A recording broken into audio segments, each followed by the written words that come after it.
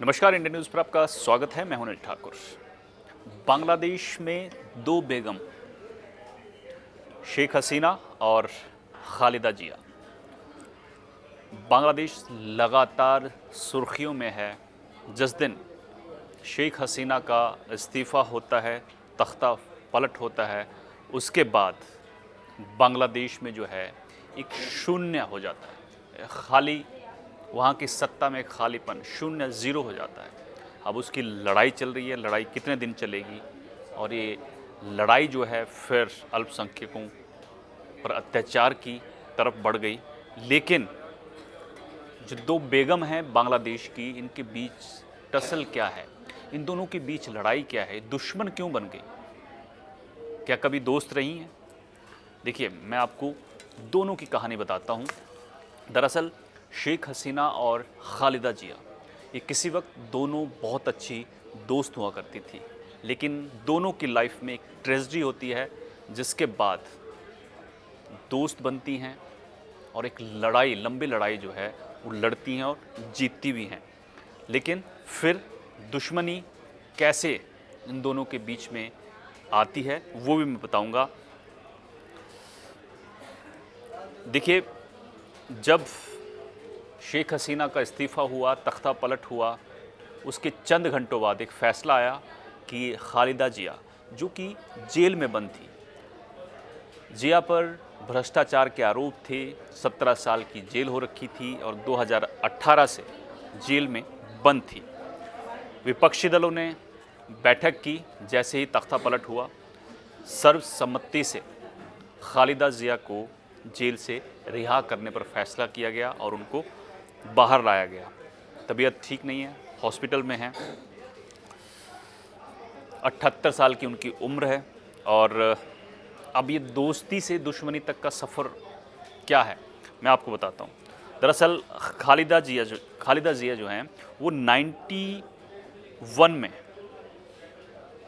प्रधानमंत्री बनती हैं और 96 तक, मतलब 1991 में प्रधानमंत्री बनती है बांग्लादेश की और 1996 तक, 96 तक ये प्रधानमंत्री वहाँ की रहती हैं। और फिर 2001 में कुछ महीनों के लिए फिर दोबारा ये प्रधानमंत्री बनती हैं। लेकिन इस बीच इन पर आरोप लगता है कि जो शेख हसीना की पार्टी है, अवामी लीग, उस पर राजनीति से प्रेरित कार्रवाई करने के आरोप जो है वो लगाए गए। खालिदा जिया, इनके पति का नाम था जिया उर रहमान। बांग्लादेश के पहले सैन्य तानाशाह थे ये, एक तरह से। तो 1991 में जब प्रधानमंत्री बनी तो इन पर कई तरह के आरोप लगे। अवामी लीग जो है, जो शेख हसीना की पार्टी है, राजनीतिक प्रतिशोध के चलते कार्रवाई के आरोप लगे। और बाद में जब शेख हसीना सत्ता में आती हैं, तब वही आरोप उनकी पार्टी पर लगे। लेकिन अब हुआ क्या कि जो खालिदा जिया जेल चली जाती हैं, भ्रष्टाचार के आरोप लगते हैं और 17 साल की जेल होती है। अब इनकी दोस्ती कैसी थी पहले? जब दुश्मनी मैंने आपको बता दी कि 91 में जब प्रधानमंत्री बनी, उसके बाद इनकी दुश्मनी जो है वो बढ़ गई, बढ़ते बढ़ते यहाँ तक पहुँच गई कि आज बांग्लादेश के हालात जो हैं वो एक अलग स्थिति में पहुँच चुके हैं। दरअसल एक ट्रेजेडी होती है दोनों की लाइफ में और उसके बाद ये दोस्त बन जाती हैं। दोनों राजनीतिक घराने से हैं। शेख हसीना के जो फादर साहब थे, शेख मुजीबर रहमान, उनको बांग्लादेश की आज़ादी का श्रेय जाता है। राष्ट्रपिता उनको कहते थे वहाँ पर। 1971 में आज़ादी के बाद राष्ट्रपति बनते हैं देश के और 4 साल बाद 1975 में उन्हीं के घर में उनकी हत्या हो जाती है। अब हत्या हो जाती है, पूरे परिवार को ख़त्म कर दिया जाता है। उनकी पत्नी, उनके 3 भाई 3 बेटे, मतलब शेख हसीना के 3 भाई और मदर और फादर, शेख मुजीबर की पत्नी और 3 बेटे इस हत्याकांड में मारे जाते हैं घर के अंदर ही। अब शेख हसीना और उनकी बहन शेख रिहाना ये जिंदा बच जाते हैं क्योंकि ये बांग्लादेश से बाहर थे, ये बांग्लादेश में उस वक्त मौजूद नहीं थे। अब ये आरोप लगता है किस पर? जो सेना है वहाँ की, सैन्य तानाशाह जो हैं उन पर आरोप लगता है मर्डर का। सैन्य अफसर जो हैं उन पर मर्डर का आरोप लगता है। अब होता क्या है कि खालिदा जिया के पति जो हैं जिया उर रहमान, ये एक मिलिट्री कमांडर थे, सैन्य तानाशाह थे। जब शेख मुजीबर की हत्या होती है तो इनके पति, खालिदा जिया के पति जो हैं वो भी आज़ादी के हीरो रहे थे। वो बांग्लादेश की सत्ता की बागडोर संभालते हैं और 1977 में 1977 में ये वहाँ के सत्ता को संभालते हैं।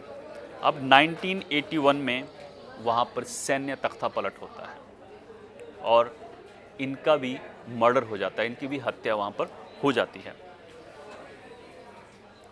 और ये आरोप लगते हैं उस वक्त के सैन्य तानाशाह मोहम्मद इरशाद पर।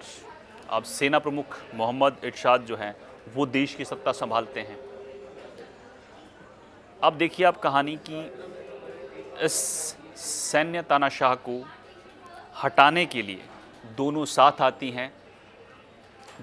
आती हैं और एक लंबी लड़ाई उनके खिलाफ लड़ती हैं और उसके बाद इनकी जीत भी होती है। यहाँ तक इनकी दोस्ती बहुत अच्छी थी, लेकिन खालिदा जिया जब सत्ता संभालती हैं 91 के बाद 1996 तक वो प्रधानमंत्री रहती हैं बांग्लादेश की। उसके बाद शुरू हो जाती है राजनीतिक प्रतिशोध वाली कार्रवाई की बात, आरोप, और फिर ये दोस्ती जो है वो दुश्मनी में बदल जाती है। और आज हालात ये हैं कि शेख हसीना जो है बांग्लादेश से बाहर अपनी जान बचाकर भागी हैं, तख्ता पलट हो गया है।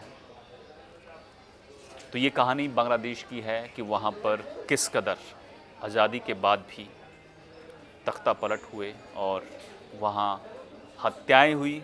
शेख हसीना अगर भागती नहीं तो उनकी भी हत्या हो जाती, वो जान बचाकर वहाँ से भागी हैं। इतिहास मैंने आपको बता दिया, लेकिन जो 2 बेगम हैं बांग्लादेश की,